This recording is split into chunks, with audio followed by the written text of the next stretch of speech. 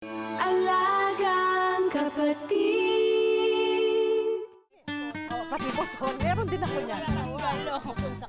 Excess baggage at salbabida. Ilan lamang po ito sa mga tawag ng mga nanay sa karagdagang taba sa tiyan at tagiliran sa hihinga po ng pagbubuntis at panganganak. Abay, madalas po ireklamo yan ng mga bagong mami. Kaya ang ating fitness coach na si Jelly to the rescue at magdedemo po ng mga pantanggal bilbil na ehersisyo. O, panoorin nyo, baka may pag-asa pa yung mga bilbil natin, ha?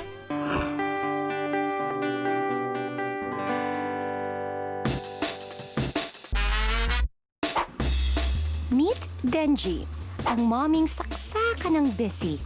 Lalo pa raw ngayon dahil may bagong adisyon sa kanilang family. Wala na po akong time mag-exercise kasi dahil nga po syempre busy sa baby, mga gawaing bahay. Kwento pa niya, 4 na buwan matapos siya manganak. Madalas na raw siyang makaranas ng pananakit ng katawan. Ayon sa doktor, normal na maramdaman ng isang nanay ang pagbigat ng katawan pagkatapos ng kanyang panganganak. Bumabalik kasi sa pre-pregnancy state ang hugis ng isang babae matapos lumobo ang cells ng katawan. At dahil unti-unti ring lumiliit ang uterus o matres, nagkakaroon din daw ng pagbabago sa hormones pagkatapos ng pagbubuntis. Kaya naman ang mga simpleng exercise na alam ni Mommy Denji gaya ng bending at stretching hindi sapat para maibalik niya ang kanyang hourglass daw na body. Syempre doon, sumeksi. Bumalik yung dating katawan natin, walang bilbil. Pagkatapos malaman ang kanyang story, to the rescue na agad ako kay Mommy. Excited na akong bumalik sa pagtuturo ng exercise sa ating mga kapatid. At dahil isa na rin akong mommy ngayon, mas naiintindihan ko ang kahalagahan ng pag-aalaga ng sarili. Kaya naman mga kapatid, samahan ninyo ako dito sa Nanay Corner. Magandang tanghali mga kapatid. Andito tayo ngayon sa Barangay Duyan-Duyan, Project 3, Quezon City. Sobrang perfect ng lugar, duyan-duyan, kasi yun yung madalas na ginagawa ng mga mommy. Dinuduyan-duyan ang kanilang mga baby para matulog. Tama? Okay. Pero ngayon, habang ang baby ay natutulog, ang mga mommies naman ay magwo-workout. Kasama ni Denji ngayon ay ang mga kabarangay niyang mga bagong mommy rin. Okay mga mommies, ang napaka-importante bago nyo simulan ng kahit anong exercise, dapat may go signal na kayo ng doktor. So sisimulan lang natin sa napaka-simpleng marcha. Taas ng hustong tuhod, kahit na anong hilig nyo, basta lang mag-warm up yung katawan. Target ng post-exercises ang pagpapalakas ng core, katulad ng tiyan, likod at balakang, na labis na naapektuhan ng pagbubuntis. Simulan natin sa first step, ang squat. Paghiwalayin ng bahagya ang mga paa kapantay ang balikat at ibuka ang tuhod. Umupo ng bahagya pero siguraduhin hindi lumalampas ang mga tuhod sa mga paa. Subukan naman natin ang V-squat. I-maintain ang squat position pero this time nakataas na ang dalawang kamay.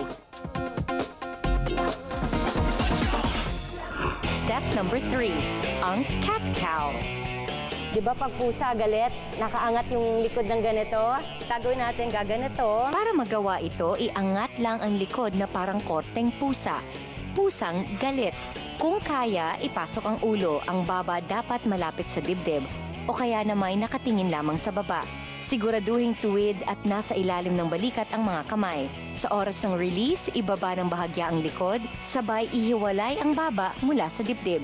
Alam niyo yung pag in labor na kayo, tapos yung baby ayaw pang umikot, ito yung ginagawang exercise para paikutin yung baby. So pag ma-master niyo to, it's very, very good for you. Ang postpartum core exercises na ito ay maaaring gawin ng mommies na nasa kanilang 3rd up to 9th month postpartum na gaya ni Denji.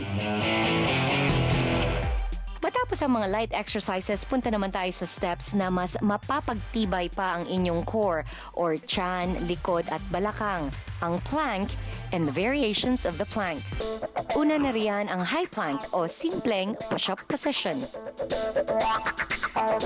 Mula sa push-up position, salitang ilapat ang magkabilang siko sa sahig. Next, ang mountain climbers. panatilihin ang plank o push-up position. Pero this time, iangat ang mga paa na formang umaakyat ng bundok. At panghuli, manatili sa dating posisyon. Pero this time, salita na i-twist ang magkabilang hita, binte at paa patungo sa kabilang direksyon.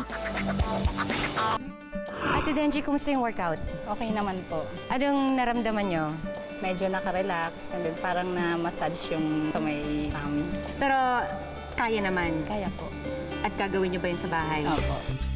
Sundin lang ang steps ng exercise na itinuro natin sa mga taga-barangay Duyan-Duyan para maibalik ang fit, sexy at healthy body ng mga kapatid nating mommy. Lagi po ninyong tatandaan, ang kakaunting exercise ay mas maigi kaysa walang exercise. At tayong mga nanay, hindi lang dapat reyna ng tahanan, kundi bida rin at good example, lalo na sa kalusugan.